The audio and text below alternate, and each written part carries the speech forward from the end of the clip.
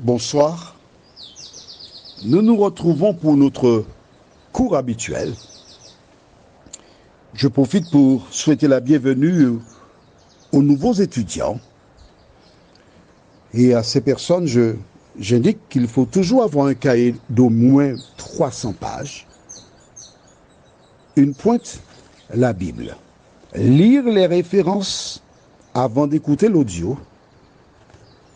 Et une fois que tu as lu avant, tu écoutes l'audio. S'il le faut, tu réécoutes une deuxième fois. Il est fondamental pour toi que tu étudies la Bible pour retenir. Ce soir, nous voyons parler en langue.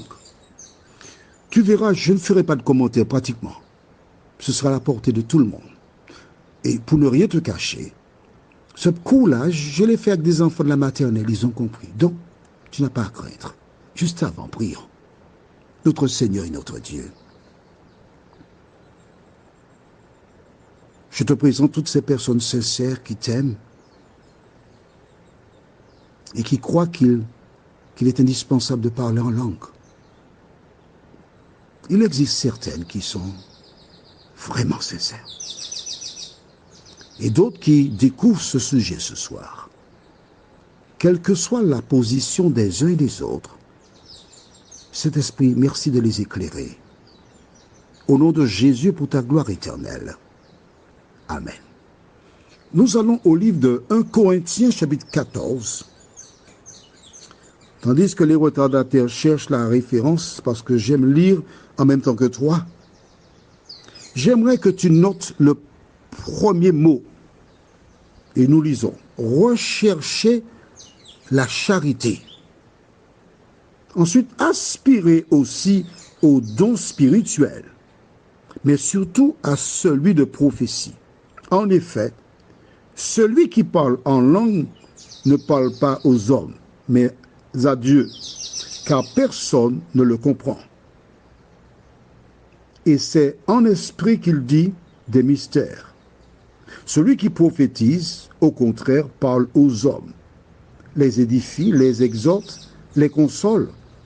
Celui qui parle en langue s'édifie lui-même. Celui qui prophétise édifie l'Église. Est-ce que tu vois que dès le départ, Paul invite ses auditeurs à rechercher quoi? La charité.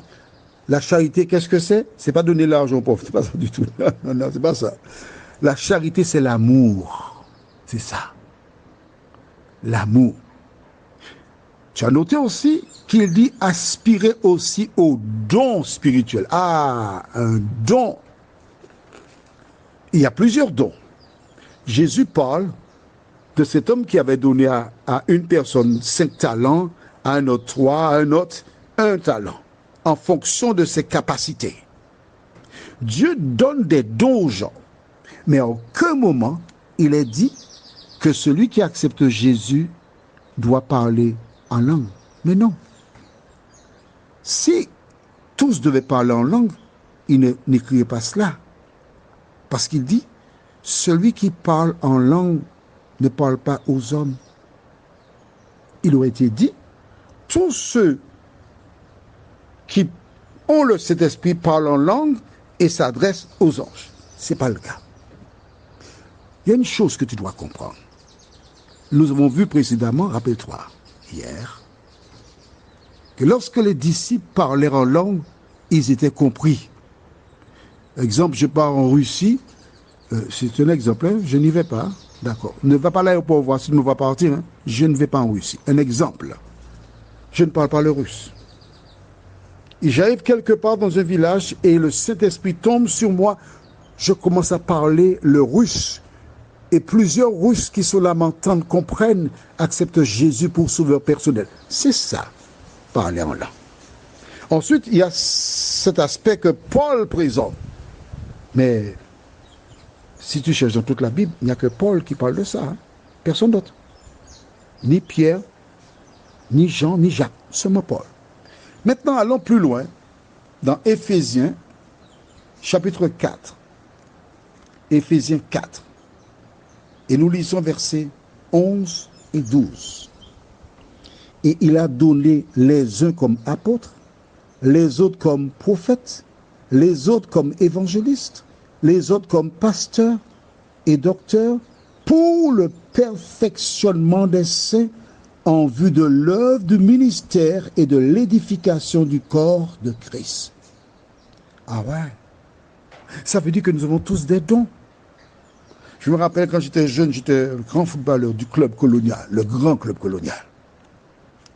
Il y avait beaucoup de personnes qui amenaient leurs enfants pour venir jouer au club. Il y a de ceux qui ne savaient pas jouer au football du tout. On disait, ils aiment le football, mais le football ne les aime pas. Il y avait certains qui étaient très doués, qui pouvaient dribbler.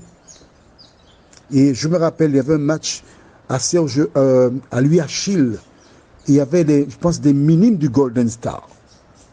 Puis il y avait un petit ailier, pas très haut, Balus, je pense son nom. Il était ailier gauche. Et avant une finale, les minimes du Golden Star avaient joué là-bas. Il y a une super balle qui lui a été envoyée. Et le petit garçon minime, je te dis, il a fait un contrôle. La tribune a applaudi. Et puis il n'a pas continué, mais il était vraiment doué. Vois-tu? Dans une équipe, tu as un ailier, alors de mon temps, c'était ailleurs gauche, ailleurs droit, stopper, libéraux, gardien, demi-défensif, demi-offensif, le 10. Ensuite, il y avait l'ailier droit, le 7, l'ailier gauche, le 11, et l'avant-centre, le 9. Tous jouaient à une place différente, mais tiraient dans la même direction avec un même objectif, gagner le match. Dieu a une église. Et chacun a des dons différents.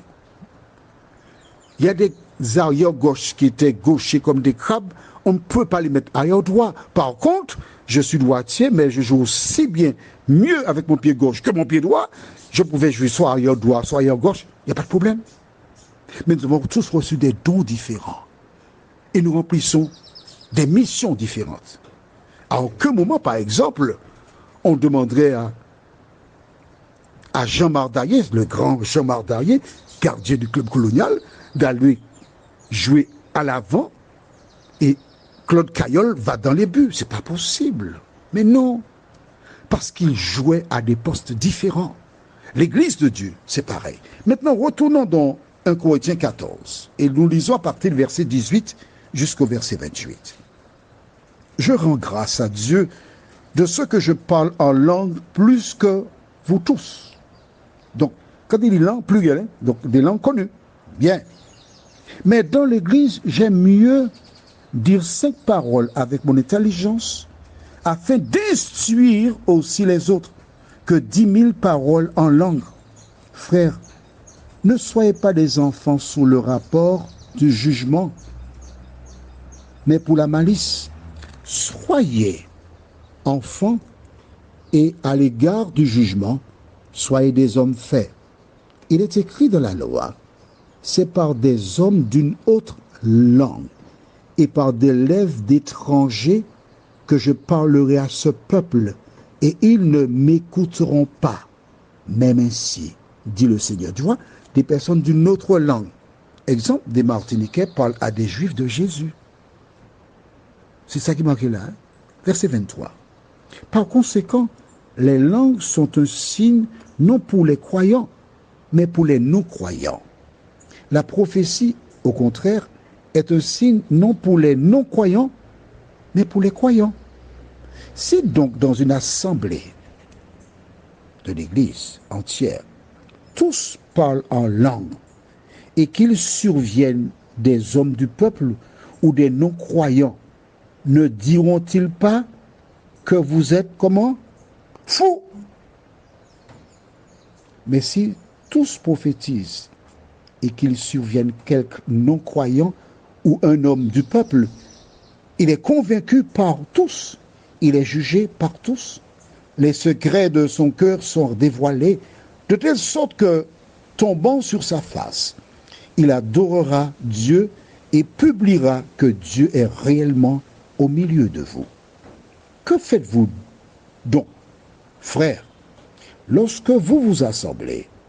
les uns ou les autres parmi vous ont-ils un cantique, une instruction, une révélation, une langue, une interprétation?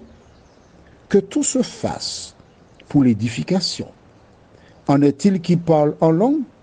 Que 2 ou 3 au plus parlent, chacun à son tour, et que quelqu'un interprète.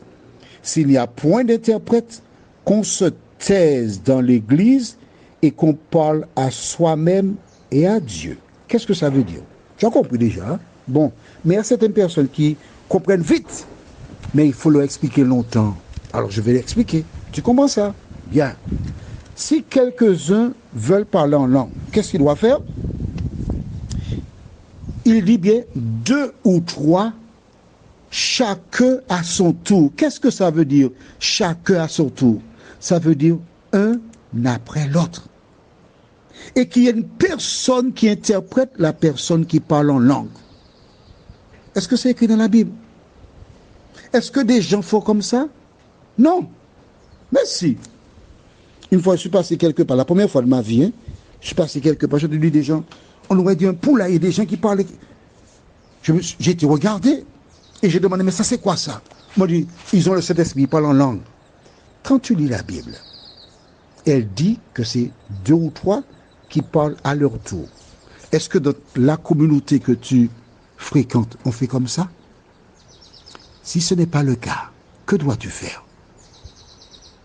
Tu dois laisser la communauté, mon ami. Mais si.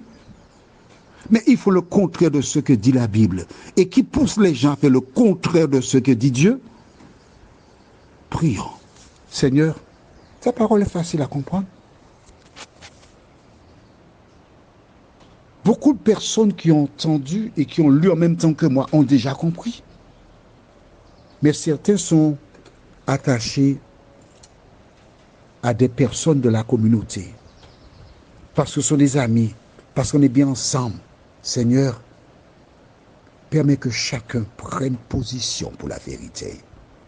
Et qu'il fasse ce que dit la Bible, nous t'en prions. Au nom de Jésus, pour ta gloire éternelle. Amen. Je te souhaite une bonne nuit et fais le bon choix.